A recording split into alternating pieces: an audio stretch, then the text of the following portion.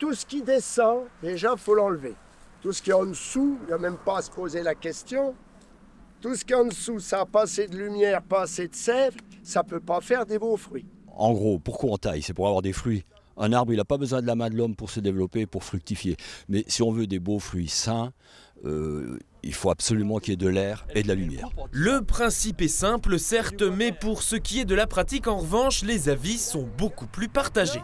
Une trentaine de personnes s'étaient donné rendez-vous fin mars sur les bords du lac de Gérardmer pour cet atelier d'initiation à la taille d'arbres fruitiers. Comment couper, pourquoi, comment ça fonctionnait, et puis la pratique, là, c'est génial. Parce que j'ai planté des arbres il y a 2 ans et j'y connais pas grand-chose, donc je viens chercher des conseils, quoi. Et c'est très intéressant.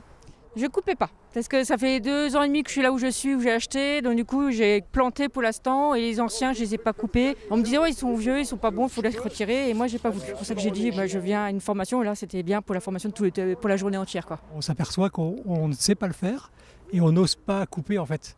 On a peur de blesser, on a peur de perdre notre arbre. Précédée d'un atelier théorique en matinée, cette mise en pratique supervisée par les croqueurs de pommes des Audaciens se déroulait dans le cadre de la 2e édition du festival Jardinons le Printemps, à l'initiative de l'association géromoise Les Incroyables Potagers. Et l'idée générale, c'est d'inviter les gens à mettre les mains dans la terre. C'est vraiment un moment de transmission. On a quand même des gens là, parmi les croqueurs de pommes, c'est des pointures. Et donc les écouter, c'est absolument passionnant. La pratique du jardinage, c'est certes récupérer des bonnes choses, du goût, des produits, mais c'est aussi avant tout du plaisir, quoi. Une rencontre aussi pour démystifier la taille des arbres et arbustes qui peut faire peur.